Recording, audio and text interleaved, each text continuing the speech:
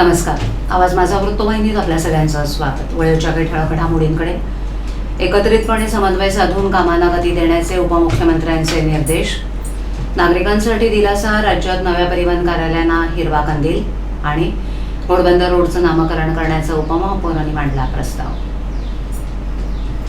मान्सूनच्या पार्श्वभूमीवर ठाणे जिल्ह्यातील रस्त्यांची कामं वेगानं पूर्ण करावीत असे निर्देश उपमुख्यमंत्री एकनाथ शिंदे यांनी दिले. त्यासाठी ठाणे जिल्हाधिकाऱ्यांच्या अध्यक्षतेखाली सार्वजनिक बांधकाम विभाग, MSRDC आणि MMRDA यांनी एकत्रितपणे समन्वय साधून या कामांना गती द्यावी असे निर्देश शिंदे यांनी या बैठकीत दिले. तसंच रस्त्यांवरील खड्डे तात्काळ बुजवून काम चालू असलेल्या रस्ते हे पावसाळ्यापूर्वी सुस्थितीत आणावेत. तसंच जिल्ह्यातील धोकादायक पुलांचं तात्काळ स्ट्रक्चरल ऑडिट करावं असंही सांगितलंय.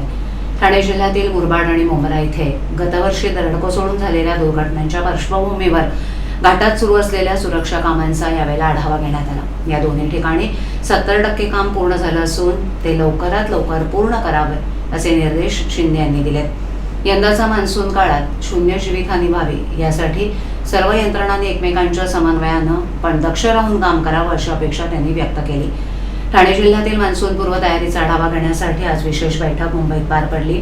या बैठकीत खासदार सुरेश म्हात्रे, आमदार किसन कथोरे, आमदार रवींद्र फाटक, ठाण्याचे जिल्हाधिकारी श्रीकृष्ण पांचाळ, उपजिल्हाधिकारी संदीप माने, उपमुख्यमंत्री कार्यालयाचे अतिरिक्त मुख्य सचिव नवीन सोना, ठाणे महानगरपालिका आयुक्त सौरभ राव आणि ठाणे जिल्ह्यातील सर्व महानगरपालिकांचे आयुक्त, महापौर, पोलीस आयुक्त आणि इतर प्रशासकीय अधिकारी व्हिडिओ कॉन्फरन्सद्वारे उपस्थित होते. या बैठकीत प्रामुख्यानं ठाणे जिल्ह्यातील धोकादायक इमारतींच्या प्रश्नावर चर्चा करण्यात आली. यावेळेला दरवर्षी त्याच इमारतींना धोकादायक घोषित करण्याऐवजी त्यांची दुरुस्ती करायला हवी असं शिंदे यांनी सुचवलं. भिवंडी, कल्याण, डोंबिवली, उल्हासनगर, मुंब्रा या हद्दीतील धोकादायक इमारतींच्या क्लस्टर योजनेद्वारे पुनर्विकास करण्यासाठी ठाणे महानगरपालिकेच्या धर्तीवर क्लस्टर सेल स्थापन करून या प्रकल्पांना गती देण्याचे निर्देश उपमुख्यमंत्री शिंदे यांनी संबंधित पालिका आयुक्तांना दिले. तसं झालं तरच धोकादायक इमारतींमध्ये जीव मुठीत धरून जगणाऱ्या लोकांना कायमचा दिलासा मिळू शकेल असं त्यांनी सांगितलं. राज्यातील नागरिकांना परिवहन विभागाच्या सेवा अधिक जलद, सुलभ आणि त्यांच्या जवळ उपलब्ध करून देण्यासाठी परिवहन मंत्री प्रताप सरनाईक यांच्या नेतृत्वाखाली मोठा निर्णय घेण्यात आलाय. महाराष्ट्रात वाढती वाहन संख्या, नागरिकांची वाढती गरज आणि प्रशासनावरील ताण लक्षात घेऊन नवीन प्रादेशिक आणि उपप्रादेशिक परिवहन कार्यालय स्थापन करण्यासाठी निकष निश्चित करण्यात आले.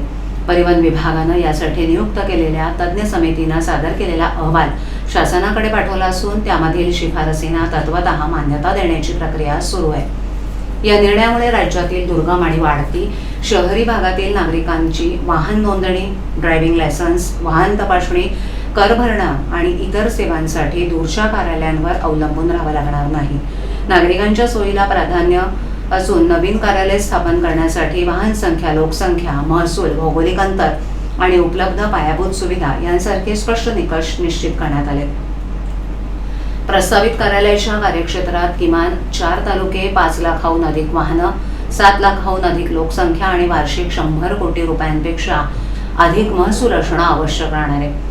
शिवाय विद्यमान परिवहन कार्यालयापासून 50 किलोमीटरपेक्षा अधिक अंतर असलेल्या भागांना प्राधान्य देण्यात येणार आहे. ज्या ठिकाणी पूर्ण कार्यालयाची आवश्यकता नसेल तिथे नागरिकांच्या सोयीसाठी स्वयंचलित वाहन तपासणी केंद्र आणि स्वयंचलित वाहन चालक चाचणी केंद्र उभारण्याचीही तरतूद करण्यात आली.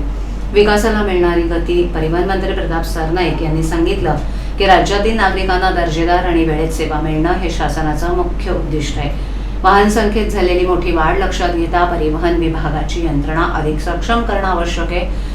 नवीन कार्यालयांमुळे नागरिकांचा वेळ, खर्च आणि गैरसोय मोठ्या प्रमाणावर कमी होईल. नवीन प्रादेशिक आणि उपप्रादेशिक कार्यालयांच्या स्थापनेमुळे प्रशासनिक सुविधा वाढवण्याबरोबरच स्थानिक पातळीवर रोजगाराच्या नव्या संधीही निर्माण होणार आहेत. आधुनिक तंत्रज्ञानावर आधारित सेवा केंद्रांमुळे परिवहन व्यवस्थापन अधिक पारदर्शक आणि कार्यक्षम होण्यास मदत होणार आहे. राज्यभरातील वाढत्या गरजा लक्षात घेऊन परिवहन विभागाच्या विस्ताराचा हा निर्णय नागरिकांसाठी दिलासादायक ठरणार असून महाराष्ट्राच्या परिवहन व्यवस्थेला अधिक सक्षम आणि लोकाभिमुख बनवण्याच्या दिशेनं हे महत्त्वाचं पाऊल मानलं जात आहे. वसईच्या ऐतिहासिक लढ्यात पोर्तुगीजांचा पराभव करून मराठा साम्राज्याचा भगवा फडकवणारे थोर पराक्रमी शूर चिमाजी अप्पा यांच्या शौर्याचा आणि स्मृतीचा यथोचित गौरव व्हावा यासाठी घोडबंदर रोड या महत्त्वपूर्ण मार्गाला त्यांचं नाव देण्यात यावं अशी आग्रही मागणी ठाण्याचे उपमहापौर कृष्णा पाटील यांनी केली आहे. तशी प्रस्तावाची सूचना त्यांनी महासभेत मांडली असून याबाबत मुख्यमंत्री आणि उपमुख्यमंत्री यांना लेखी पत्रही कृष्णा पाटील यांनी दिलं आहे. ठाणे वसई विरार या भागांना जोडणाऱ्या घोडबंदर या मुख्य रस्त्याला चिमाजी अप्पा यांचं नाव द्यावं अशी मागणी होती. या संदर्भात कृष्णा पाटील यांनी महासभेमध्ये प्रस्तावाची सूचना मांडली आहे. या प्रकरणातील सर्वात महत्त्वाची आणि ठळक बाब म्हणजे उपमहापौर कृष्णा पाटील यांनी महासभेत प्रस्तावाची सूचना मांडण्यासोबतच थेट राज्याचे मुख्यमंत्री देवेंद्र फडणवीस आणि उपमुख्यमंत्री एकनाथ शिंदे यांनाही याबाबत विशेष पत्र दिलं असून या मागणीचा उल्लेख त्यांनी पत्रात प्रामुख्यानं केलाय. चिमाजी अप्पांच्या जाज्वल्य इतिहासाची नवतरुण पिढीला प्रेरणा मिळावी यासाठी या मार्गांचं नामकरण मराठा योद्धा शूर चिमाजी अप्पा मार्ग असेच करण्यात यावं अशी आग्रही विनंती पाटील यांनी या पत्राद्वारे मुख्यमंत्री आणि उपमुख्यमंत्र्यांकडे केली आहे. चिमाजी अप्पांनी वसईच्या लढ्यात दाखवलेलं शौर्य हे मराठ्यांच्या लष्करी इतिहासातील एक सोनेरी पान आहे. त्यांच्या या पराक्रमाची दखल घेऊन घोडबंदर मार्गाला त्यांचं नाव दिल्यास या थोर योद्ध्याला मानाचा मुजरा ठरेल असा विश्वास उपमहापौर कृष्णा पाटील यांनी व्यक्त केला. कृष्णा पाटील यांनी महासभेत मांडलेली प्रस्तावाची सूचना आणि मुख्यमंत्री देवेंद्र फडणवीस आणि उपमुख्यमंत्री एकनाथ शिंदे यांना दिलेल्या पत्रानंतर आता पालिका आणि शासन स्तरावर यावर काय सकारात्मक निर्णय घेतला जातो याकडे सगळ्यांचं लक्ष लागलं. कळवा खाडीत बुडणाऱ्या एका 30 वर्षीय तरुणाचा अग्निशमन दलाच्या 2 जवानांनी धाडसी बचाव करून त्याचा जीव वाचवलाय. याबाबत अग्निशमन अधिकारी संदीप कदम आणि वाहन चालक गणेश गवारी यांची धाडसी कामगिरी केल्याबद्दल महापौर शर्मिला पिंपळकर, पालिका आयुक्त सौरभ राव यांनी त्यांचं कौतुक केलंय. आज सकाळी 11:30 वाजण्याच्या सुमारास साकेत रोड परिसरातील खाडीत नौशाद मेहरू हे पाण्याचा अंदाज न आल्यानं बुडू लागले असल्याच्या घटनेची माहिती मिळताच ठाणे नगर पोलीस, आपत्ती व्यवस्थापन कक्षाचे कर्मचारी, अग्निशमन दलाचे अधिकारी आणि जवान तसंच वाहतूक पोलीस घटनास्थळी दाखल झाले. बचाव कार्यासाठी आपत्ती व्यवस्थापन कक्षाचं पिकअप वाहन, अग्निशमन दलाचं रेस्क्यू वाहन आणि जीप तैनात करण्यात आली होती. दरम्यान अग्निशमन केंद्र अधिकारी संदीप कदम आणि चालक गणेश गवारी यांनी प्रसंगावधान राखत तात्काळ खाडीत उडी घेतली. अग्निशमन जवान आणि आपत्ती व्यवस्थापन कक्षाच्या कर्मचाऱ्यांच्या मदतीनं सुमारे 15 मिनिटांच्या अथक प्रयत्नानंतर नौशाद मेहरू यांना सुखरूपपणे बाहेर काढण्यात यश आलं. संबंधित व्यक्तीची मानसिक स्थिती व्यवस्थित नसल्याचंही प्राथमिक तपासात निदर्शनास आले. बचाव करण्यात आलेल्या व्यक्तीला पुढील कार्यवाहीसाठी ठाणे नगर पोलिसांच्या ताब्यात देण्यात आले. अग्निशमन दलाच्या धाडसी आणि तत्पर कामगिरीमुळे एका व्यक्तीचा जीव वाचल्यानं परिसरात समाधान व्यक्त होत आहे. ठाणे महानगरपालिका क्षेत्रात मुंब्रा, दिवा, कळवा, माजिवडा, मानपाडा आणि वागळे प्रभाग समितीमध्ये महाराष्ट्र औद्योगिक विकास महामंडळामार्फत पाणी पुरवठा करण्यात येतो. अल निनो आणि आयओडीच्या प्रभावामुळे यावर्षी पावसाळा लांबण्याची शक्यता आहे. याबाबत जलसंपदा विभागाबरोबर 9 जून रोजी झालेल्या आढावा बैठकीच्या निर्णयाप्रमाणे आगामी कालावधीत पाणी टंचाईची परिस्थिती उद्भवू नये म्हणून 20% पाणी कपात करण्याचं ठरलं आहे. त्यानुसार महाराष्ट्र औद्योगिक विकास महामंडळाचे जांभूळ शहर शुद्धीकरण केंद्र इथून होणारा पाणी पुरवठा गुरुवारी 18 जून रोजी दुपारी 12 वाजल्यापासून शुक्रवारी 19 जून रोजी दुपारी 12 वाजेपर्यंत असा एकूण 24 तास बंद राहणार आहे.